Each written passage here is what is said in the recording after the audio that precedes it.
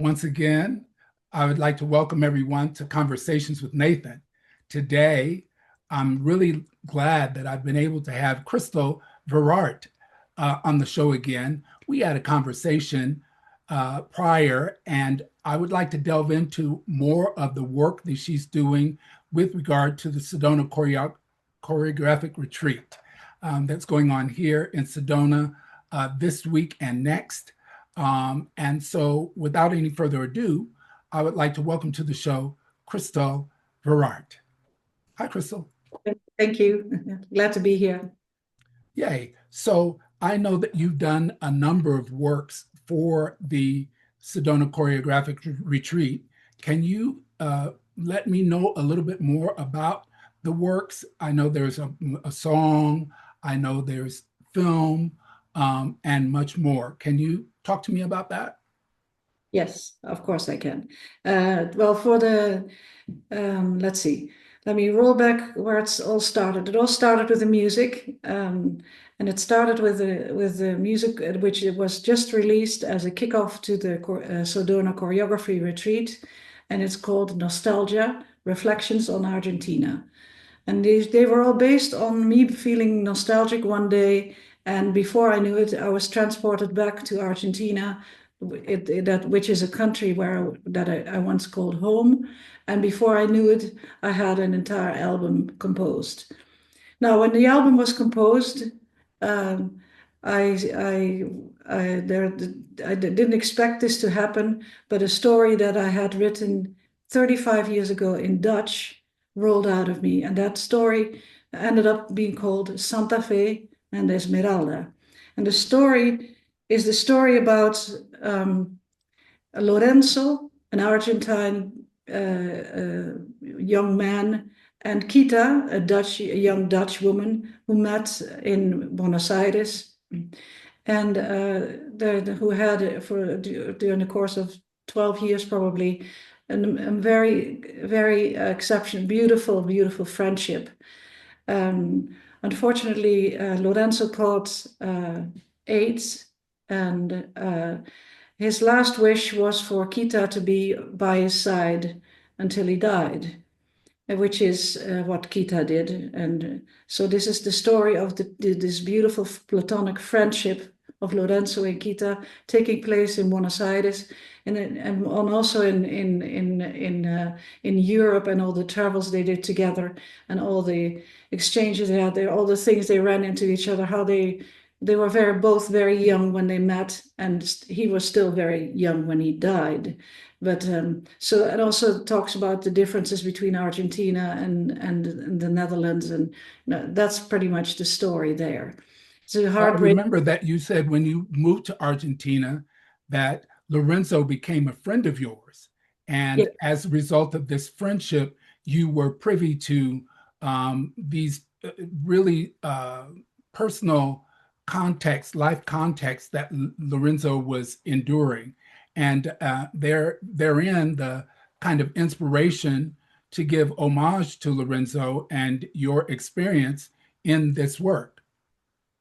Yes. Yes. Well, Lorenzo was he was just like Kita, and this is of course based on a true story. So it was based on they were both musicians, and he was also a dancer. So if I this last week, I told the dancers from Ballet Arizona who are now choreographing this story, which is also taking the same title, Santa Fe and Esmeralda. They're choreographing, and I sat into the rehearsals while this was developing, and I told them I'm probably not going to be able to sit through this without crying a bit, because if Lorenzo would only know that he would have dancers perform to our beautiful friendship story, I'm sure he would absolutely love that.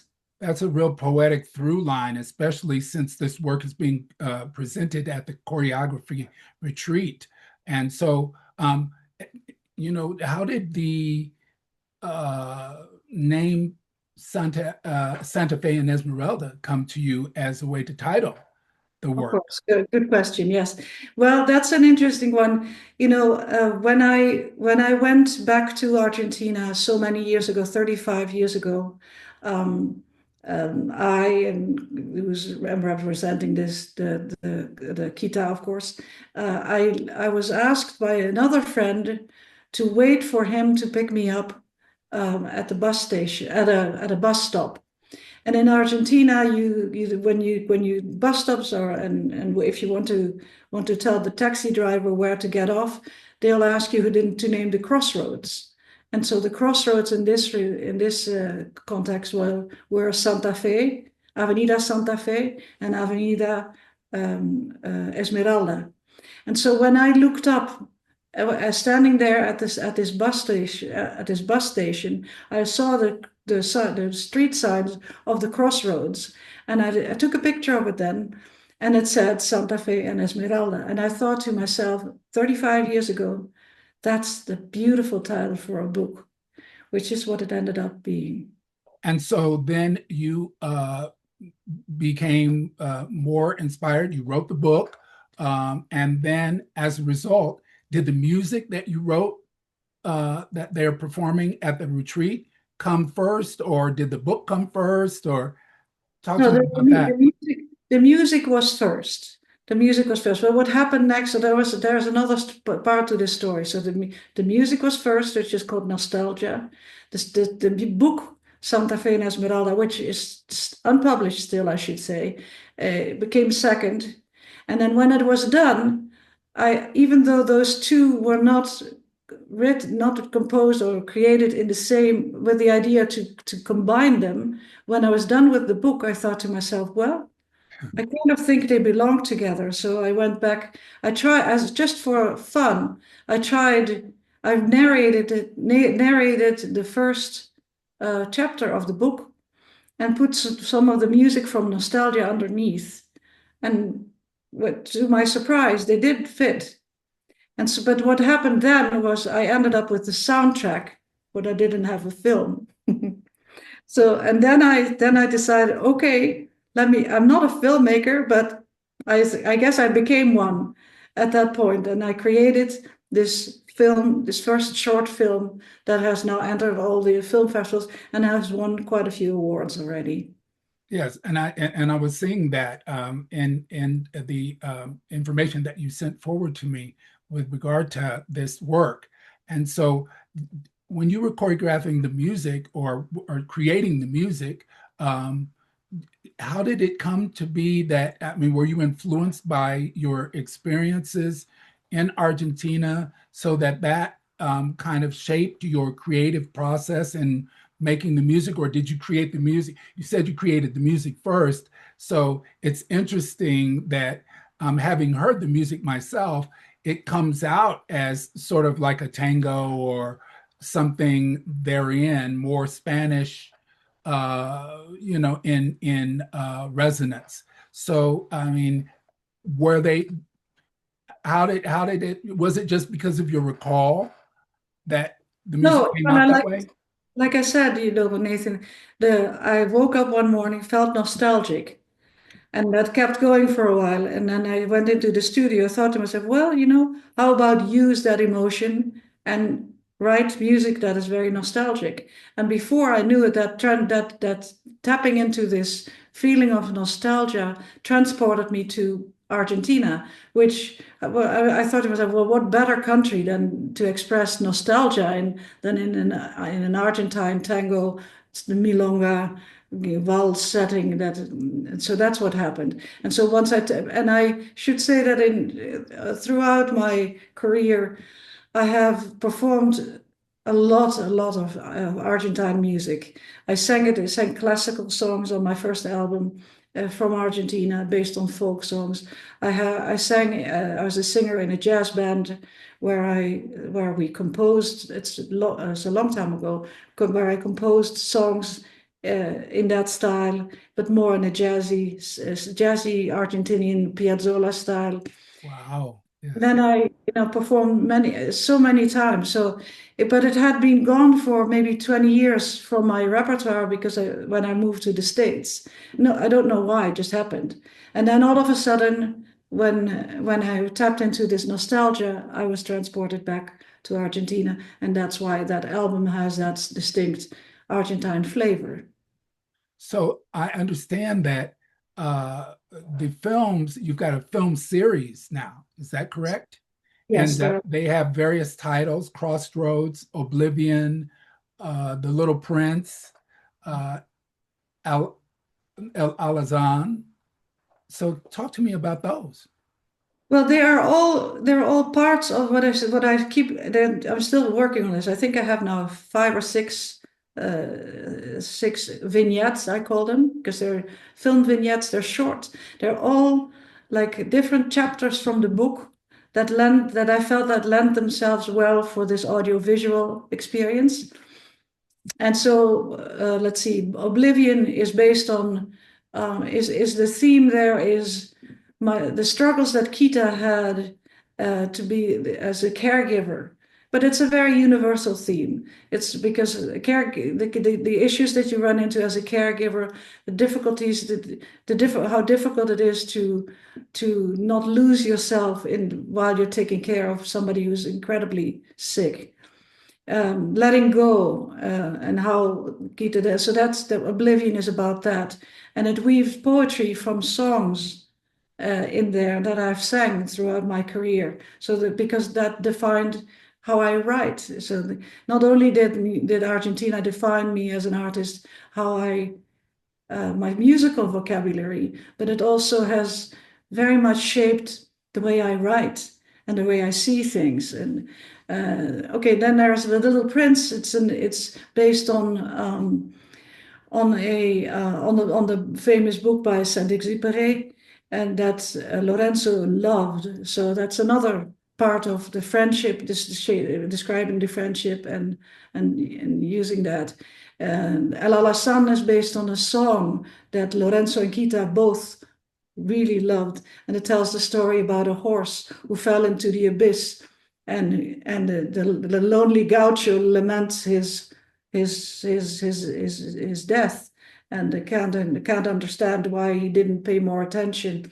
But he also says, if there were in the song a very poignant sentence is, if there were heavens for horses, then that's where my companion would be, because the horse to the gaucho is the companion. So that's a lot of sound. And then especially for the choreography retreat, I created a film which will premiere on June 20th as an overture to Nayon Iovino's choreography, and it's an 8.5 minute film which is called Santa Fe Esmeralda Nostalgia.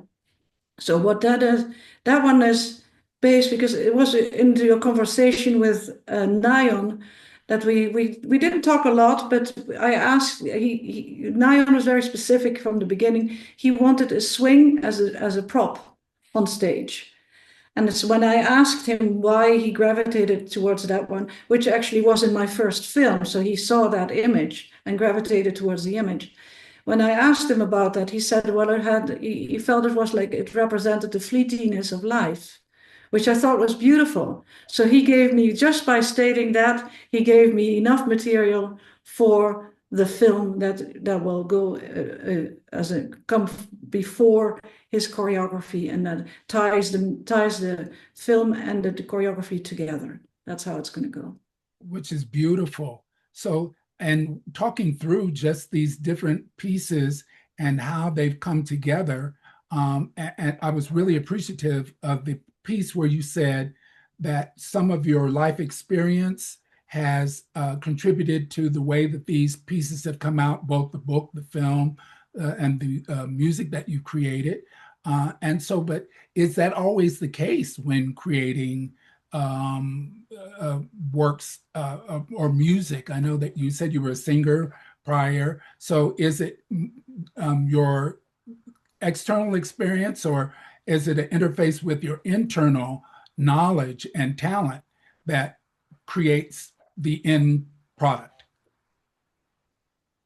Uh, well, I think you're always influenced by whatever everything. So I'm definitely influenced by the place I live. I have lived in many different places, so that's why I have an album that's based on Arctic landscapes because I lived in Alaska, and of course I have an album, Lotus Dreams, which is based on Asia because I lived in Indonesia. And so but there's also in this case it was an emotion that triggered it, because of course Sedona is not Argentina, but it was a memory. Right. It was a memory that shaped that, and at the heart of it all is the heart. For me, what is the most important of anything of it all is that the process is very much making it making my world. You see my studio here, making it as quiet as I can, without any distractions. And then it is absolutely amazing to me to where it takes me. It's not something I plan. It's not like I'm sitting here and I'm saying, okay, this is what I'm going to do. Usually that's not the case at all. It's I'm sitting here and think, what is it that is really deep inside of me that wants to be, um, how do you say that? It wants to bubble up or wants to. Yeah. And it's almost like I am not even, it's almost like you're channeling it. So it sounds very Sedona-like, but still, it, it feels like that. It's like I will maybe go to the grand piano and start playing something, like maybe a couple of notes, and then before you know it, something else happens, and like, oh, that's interesting. And then it's like I follow its lead, and it takes me instead of the other way around. And then the problem is more when you try to grab that and pin it down, because then you're disturbing that process. You And don't want to force it. no, you don't want to force that at all. I'm sitting here like a little kid, like, oh yeah, that sounds interesting. Okay, let's go there. Then, and sometimes, my husband will find me here laughing out loud in the studio because it's so much fun to watch something almost outside of myself happening, and I'm like following this, like I said, that's interesting, and let's go there. So So that's that's a really interesting parallel to Latasha Barnes' work around creative flow state. And Mhm. so when you're in that creative flow, that you go to a place that's both external, internal, and and spiritual, if you will. Nathan, that's what I would call living in the moment. And That's so what. this was the question that I wanted to ask you, and so you kind of spoke to it a little bit. So that thank you for that, because I was going to say, what would you say to young developing artists would be a way to best develop this kind of working process, and it's in your case positive end results. Oh, well, I don't, and I think everybody has their own process, so you have to figure that out. Everybody has to figure that out for themselves. So I don't want to pretend to know how to do that. But what I can say is, I think it's really important to be bored out of your mind sometimes, because I think that creates space. It's important to, and or maybe I should better to say you should create time, make it quiet. If your day is always saturated with everything, and with taking care of people, with not that you shouldn't do that, you should, it's great, I do But that all of these external influences, yes. in yeah, you have to measure it a bit, because then if you don't make enough quiet time, you won't hear that voice that's deep inside yourself. I know. And so that speaks to why this whole work, these films, and these different uh, short stories have come up for you now. I mean, why did this all? Do you know why, or that these stories and all of these different artworks came up now here in Sedona? No, I don't know. I don't have the answer to that, why that happens now. I think I guess this was the right time for them to really emerge. I think I'm a very visual person, and that has developed. I've made, I think, close to 100 videos from on my YouTube channel. I always did that as it started out as something silly, well, not even silly. It's something a necessary thing to do because you needed to your music, you needed some visuals, and I didn't have the money to hire somebody to do that for me, so I did it myself. And necessity is the mother of invention, right? exactly. Yeah, and so I kept, and so I guess I developed fed into being a visual person and developed that further. And now it's taking just the next step. The filmmaking feels just natural to do this now. And I think in the first part of our conversation, we talked about that to me, writing music, creating a film, writing a book, they're not different. They're just three parts of the same coin. Well, that doesn't fit, but I mean, Right. Well, but which one out of them, Christel, would you say is your favorite thing to do, or do you like them equally, having discovered that your ability to do them in different ways?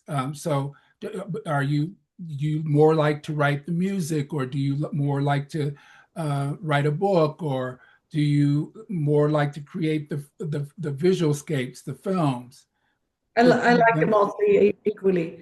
I think I like some days I'm more in the mood to create some music, and they pollinate each other. Sometimes it starts with visuals, and then I hear the music, or sometimes I hear the music and then I see the visuals, or sometimes I write something or see something written or I hear a poem.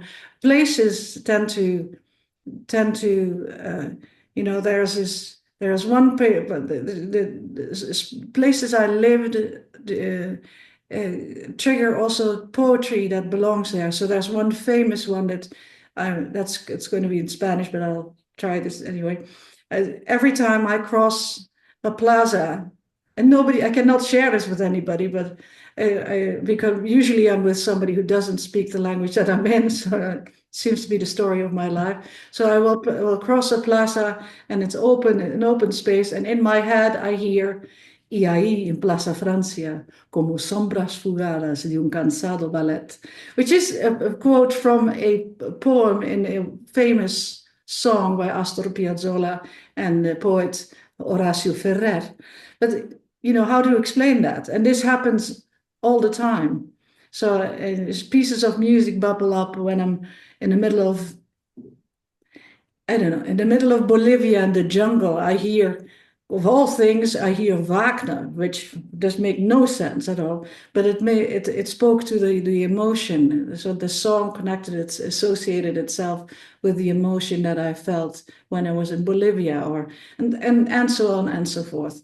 It's a never-ending thing.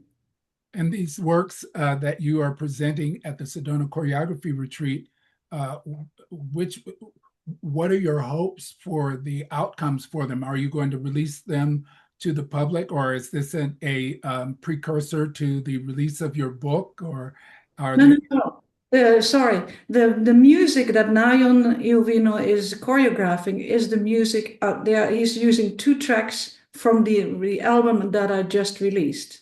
So, Okay, so yes, so two pieces of that album will be choreographed, and he will use the story as an underlining and the story from my book is the underlying story for his choreography. interpretive piece. Yes. Yeah. And so, is the album available on your website? And what is the name of this lovely work? The album is called Nostalgia, and it's available everywhere on Spotify, iTunes, you name it. It's on most digital platforms. It's also available as a hard copy CD if anybody still wants that. And I will have it on for sale during the retreat in the lobby of SPAC, of the Sedona Performing Arts Center. And then this is nostalgia. So, but then when will we get to maybe see Crossroads or Oblivion or some of the Little Prince, for example? Are those in the Yeah, pipeline and are they upcoming? yeah, I'm keeping them under wraps because I'm not quite sure where they want to go. The Crossroads is still entering the film festivals, and it's so I need to wait until that has run its course. You can't really release it and when it's entering the film festivals. But as soon as that has run its course, I will release that one. The other ones, I have a feeling I'm not positive, but I think I'm working on a feature with all the little pieces in them, and I'm not sure yet how they fit together. So that's still a work in progress. Well, and so as we come to sort of the close of this conversation, is there some, and since this conversation is going on in the middle of or at the inception of the Sedona Choreography Retreat, is there some words of advice or some encouragement that you would give to up and coming professionals, choreographers, singers, dancers, filmmakers for making their dreams or their visions or their work or their art materialize? Is there some advice you would give them? Follow your heart. That's all. Let's just go for it. Nothing like study hard, nothing Oh, like that goes learn without your saying. craft to the nth degree. Give yourself permission to explore your art. You're just saying follow your heart. Yeah, well, I did all the work. Of course, I'm still doing all the work. It goes without saying that if you want to be good at anything, you need to study your brains out. That's a given, but that's not necessary. That doesn't make you an artist. That That's gives true. that gives you the tools which you need. You really need them. And I think every day, and I'm thankful every day for all the lessons that all my wonderful professors gave me. I have been very lucky, very blessed to find the best of the best, and they are with me every minute of my life. But again, to become an artist, you need to do more. You need to do much more than just study, and you need to uh, uh, well, maybe be a little brave because sometimes it's it's all very this story of mine is incredibly personal, and Yes. so all my projects are very personal, but this one wins the prize for personal stories and music and everything around it. And like I said, I have seen this week what Nayon Iovino is doing with the four dancers. I should name them. Let me see. Katelyn May, Helio Lima, Luis Corrales, and Leticia Endler. Two Brazilian dancers, I think one Cuban and one American dancer. They're principal dancers from Ballet Arizona. They are absolutely wonderful. I see it being created in front of my eyes, and it adds yet another layer to this already Gesamtwerk, I would say, or a complete piece of art, which it is starting to become. But to see it being danced to is it just gives me the chills. It's beautiful what Nayon is doing. So can you tell us also what your webpage is and where we can go to find all of the different works that you've published prior? Yes, you can find all my works. There are now 11 albums and numerous singles on my website, and that's christelveraart.com. And maybe we can add this in the footnotes or so. The spelling is on the on the recording here on my video part, and just add .com, and then you're there. Christel Veraart, it's always a pleasure to speak with you. I look forward to seeing your works and to hearing your music and to the exciting up and coming novels or books that you are to publish. It's always great to speak with you, and thank you for agreeing to have a conversation with myself, Nathan.